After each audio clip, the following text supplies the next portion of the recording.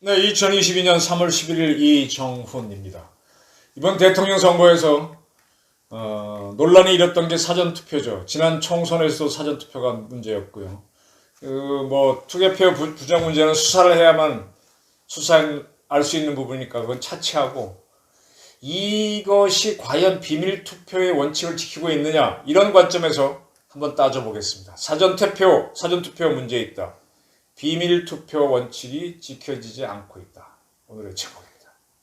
네, 한번 일이 끝나면은 그걸 복기를 해보면서 뭐가 잘못된 점이 없었는지 한번 검토를 해서 좀 더 좋은 방향을 바로 잡아야죠. 지금 우리 사전투표, 저는 문제가 있다고 생각합니다. 그 문제점을 지적을 해보겠습니다. 우선 그 전에 노정희 중앙선거관리위원장이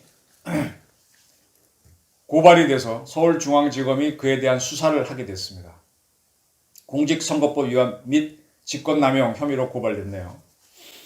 시민단체인 법치주의 바로세기 행동연대 법세련이 지난번 사전투표 때 코로나 확진자 투표를 할 때 이 확진자들은 자기 스스로 투표함에다가 투표용지를 넣지 못했죠.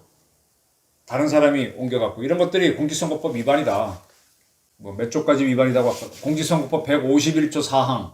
투표자는 투표 참관인 앞에서 투표함에 투표용지를 넣어야 한다 그러는데 본인들이 직접 넣지 못했으니까 이거는 위반이다. 그리고 이제 이들이 확진자의 투표용지를 종이박스나 쇼핑백, 봉투 등에 담아서 이동한 것은 투표의 비밀이 보장돼야 되는데 보장이 안 됐다. 이거는 공직선거법 161조 1항 위반이다. 네. 등등을 해서 이렇게 하도록 한 거는 직권남용이다 해서 고발을 했습니다. 조금 일리 있는 지적이죠. 저는 이렇게 봅니다. 이번에 대통령 선거가 끝나고 나서 보니까 0.73%포인트 윤석열 씨가 이겼습니다. 정말 깜짝 놀랐죠. 저도 좀 놀랐습니다. 그 사전투표하고 본투표를 합쳐서 이런 결과가 나왔는데 왜 이랬나 하고 이제 조금 분석이 됩니다. 너무 정확하게 설명하면 힘드실 테니까 이렇게 설명을 드릴게요. 지난 3월 6일, 7일 사이에 사전투표가 있었습니다. 그때 투표율이 무려 36.9%, 37%로 잡으면 본투표율은 77점 몇 %였죠. 그럼 거의 절반 정도가 그날 투표가 된 거죠. 절반이 조금 안 되죠. 40%, 조금 안 됩니다. 그런데 이날 사전투표한 결과를 보게 되면, 사전투표 결과는 아무도 모르는데 이번에 출구조사를 하는 조사팀에서 사전투표를 한 사람들은 이미 명단이 다 있죠. 전화를 걸었답니다. 제가 가진 자료는 5,100명인데 다른 자료 보니까 10,000명으로 돼 있어. 솔직히 몇 명 대상인지 정확하게 모르겠습니다만 그렇게 조사를 해보니까 이재명을 찍었다는 사람이 51.7, 윤석열을 찍었다는 사람이 44.7 나와서 윤석열 씨가 7.0%포인트 졌습니다. 그죠? 그럼 이런 전화는 언제 걸었겠습니까? 사전투표가 끝나고 본투표가 끝나기 전에 걸었겠죠. 어떻게 제가 보기에는 본투표 전에 했을 거라고 추정이 됩니다. 오케이? 자, 그리고 이제 본투표를 했습니다. 본투표에서는 윤석열 씨가 51.9, 이재명 씨가 44.1 해서 7.8%포인트 윤석열 씨가 이겼습니다. 그러면 사전투표가 조금 적고 본투표가 많았지만 둘 다 똑같다고 보면은 본투표에서 7.8을 이기고 사전투표에서 7.0을 졌으니까 간단하게 빼면 0.8%포인트 윤석열 씨가 이긴 결과가 나옵니다. 결론은 뭡니까? 0.74%포인트였습니다. 답이 나오죠. 이제 처음에 출구조사를 한다 그럴 때 이 사전투표를 보정한다 그랬는데 보정을 어떻게 하나 했더니 그렇게 어려운 문제가 아니에요. 이 사람들 전체 투표율에서 얼마를 했고 거기서 나온 비율이 이거니까 거기다 계산만 하면 바로 나오는 거죠. 계산 크게 할 것도 없이 반반이니까 0.74, 0.8, 7 나오는 건 0.74나 0.7, 0.8이나 거의 차이가 없는 거 아닙니까? 그러면요. 그럼 어떻게 됩니까? 그러면 만약에 이 여론조사 기관에서 전화를 해서 사전투표를 어떻게 했는지 조사를 쭉 했다. 여론조사 하는 걸. 여론조사 기관만 알았겠습니까? 그 개표를 하는 날, 그날 저녁 7시 반인가요? 저도 지켜봤는데 방송 진행자들이 저희도 모릅니다. 7시 반에 처음 공개됩니다. 하다가 카운트를 하다가 땅 하면서 공개가 됐죠. 약간은 틀리게 했지만 상당히 정확하게 맞췄습니다. 사람들이 깜짝 놀랐죠. 자, 진짜 그날 모든 방송사들은 사전 출구조사가 결과가 얼마인지 모르는 걸로 해서 공개가 됐는데 과연 몰랐을까요? 과연 몰랐을까요? 적어도 사전투표에서 어떤 결과가 있었다는 걸 알지 않았을까요? 알지 않았을까요? 아니면 각 당에서 이번에 선거 자금으로 각 당이 530억인가 쓸 수 있었잖아요. 정부가 다 주는 걸 도니까 마음대로 썼지 않습니까? 그 돈 주고 사전투표한 사람들 무작위로 어떻게 전화해갖고 누구 찍었냐고 물어보면 각 당에서는 알았던 거 아닌가요? 알 수 있었던 거 아닌가요? 그래서 주목할 것이 바로 이겁니다. 그 본투표가 있던 3월 9일 12시경입니다. 윤석열 씨가 페이스북에다가 썼던가요? 6시간, 마감 6시간 전입니다. 대선 투표 시간이 몇 시간 남지 않았습니다. 현재 투표율이 기대에 미치지 못하고 투표율이 높지 않으면 결과를 장담할 수 없다. 라면서 본투표에 참여해 주십시오라고 호소하는 글을 띄웠습니다. 그러면 이런 표현이 어떻게 해서 나올 수 있었을까요? 여기에 대해서는 어느 누구도 설명을 안 해주는데 사전투표에서 불리했다라는 감을 잡았던 거죠.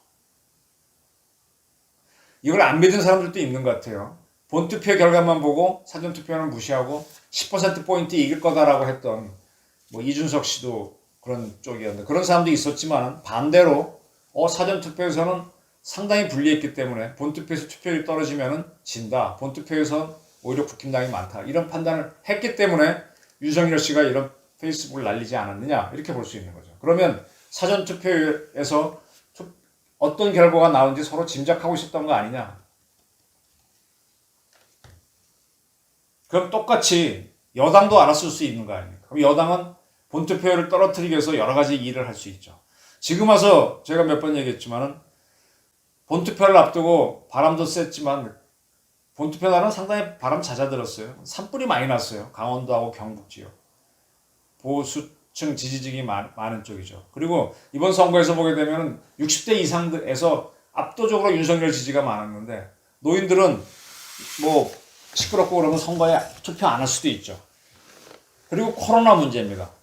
그 사전투표를 할 때 사전투표 1시간을 앞두고 확진자하고 일반인들을 투표를 같이 하게 했었죠. 그래서 섞이게 되니까 둘을 분리시켰잖아요. 건물 바깥에서 확진자들은 하고 근데 그분들은 투표함 하나만 둘 수 있으니까 본인들이 들고 가서 집어넣어야 되는데 투표 보조원들이 하다 보니까 공직선거법 위반 시비가 있는 거 아닙니까? 그러면 이렇게 해서 확진자 투표를 불편하게 하게 되면은 본투표에서는 확진자들이 잘 안 나올 수도 있겠죠. 본투표에서는 시간 분리를 했습니다. 근데 사전투표에서는 시간 분리 안 해줬어요. 이거 계획된 거 아닐까요? 저는 처음에 중앙선관위 공무원들 노조도 있고 하니까 자기 편하게 하려고 한 거 아니냐라고 의심했는데 또 달리도 의심해 봐야 되겠습니다. 이렇게 되면 확진자들이 안 나오면 확진자들은 상대적으로 젊은이들은 금방 극복하고 나이 드신 분들은 끙끙댈 테니까 어떻게 되겠습니까? 그리고 본투표 때도 확진자 투표율은 그렇게 높지 않았던 걸로 알고 있습니다. 그러면 정부 여당 측에서도 본투표를 떨어뜨리기 위한 여러 가지 활동을 할 수 있었고 윤석열 씨 측에서는 본투표를 독려하는 페이스북을 띄웠습니다. 그럼 이게 뭐냐? 사전투표 결과를 대충 알고 본투표를 한다. 그럼 이게 이런 투표가 어디 있어요? 비밀투표가 원칙을 어긋나는 거 아닙니까?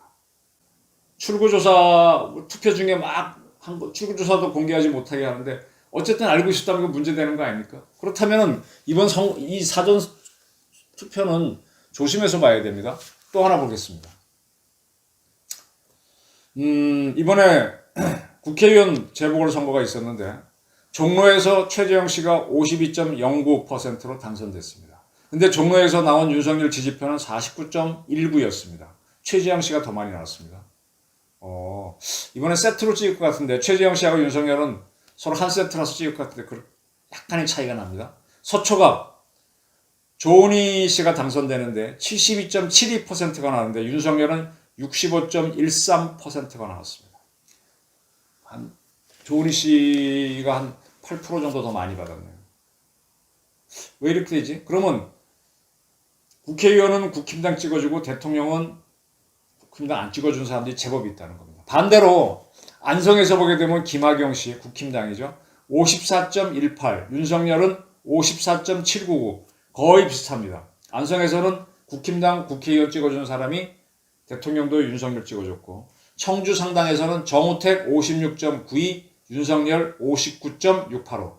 네, 거기도 거의 같이 찍었습니다. 그러면 종로하고 서초갑에 서울에서만은 일부는 국힘당 국회의원을 찍어주고 대통령은 국힘당 안 찍어주는 현상이 발견됩니다. 이거 조금은 이상해요, 제가 봐도. 특히 서초갑 같은 경우는 보수의 텃밭인데 조은희 씨 국힘당 후보는 많이 나오고 윤석열은 덜 나오고, 이것도 다 합친 거잖아요. 그러니까 이상하단 말이에요.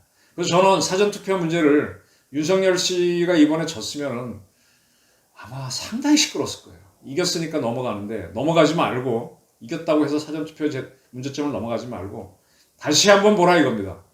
제가 청와대에 옮기는 문제에 대해서 시비를 제기한 것처럼 사전투표 문제도 다시 한번 검토해서 할 필요가 있는지. 아니 법으로 딱 정해놓은 투표날, 그날 국민 여론이 반영돼야지 며칠 전께 반영돼가지고 더 큰 영향을 발휘한다거나 중대한 영향을 끼치면 이건 문제 아닌가요? 투표를 올리기 위해서 그렇게 했다고 하지만 이거는 뭐 하기 위해서 뭐를 더 하다 그런 모순 아닌가요? 또 하나의 게리맨더링이 될 수 있거든요.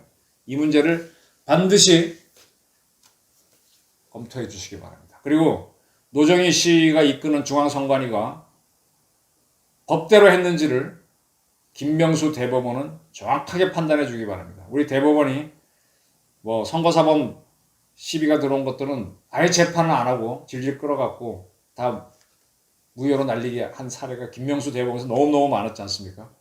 이제 어쨌든 정권 교체가 됐으니 대법원도 제대로 움직이는지 눈을 부릅뜨고 지켜보기로 하죠. 감사합니다.